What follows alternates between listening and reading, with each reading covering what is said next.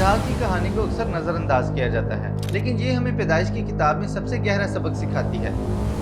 Abraham ने अपने खादम को एक खास मकसद सौंपा कि वो इसहाक के लिए अपने लोगों में से एक बीवी तलाश करे। उसके खादम ने मंजिल पर पहुंचने से पहले खुसूसी तौर पर दुआ की कि खुदावंद उसकी रहनुमाई फरमाए और अर्ज किया कि जो औरत उसके ऊँटों को पानी पिलाने की पेशकश करेगी वही इसहाक की बीवी होगी। इससे पहले कि वो ये दुआ खत्म करता, रिबका वहाँ पर कुएं से पानी भरने को आती है।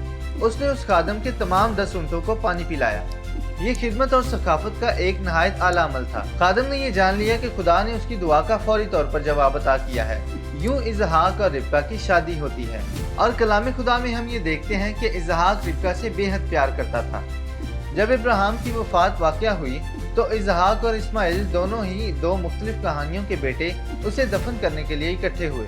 खुदा में रहते हुए एक वफादार जिंदगी गुजारने के लिए ज़रूरी नहीं है कि बहुत अजीब व गरीब वाक़यात रूनुमा होते रहें। खुदा के हजूर में उसकी खामोश फरमाबरदारी, दुआ और उस पर मुस्तहकम भरोसा भी नहायत अहम है। पैदाइश की किताब में मौजूद अजीम हस्तियों के बारे में इंतहाई आसान और सहूलत के साथ आयत बायत मुतालिया करने के लिए विजिट करें ttb.bible या through the Bible app download करें।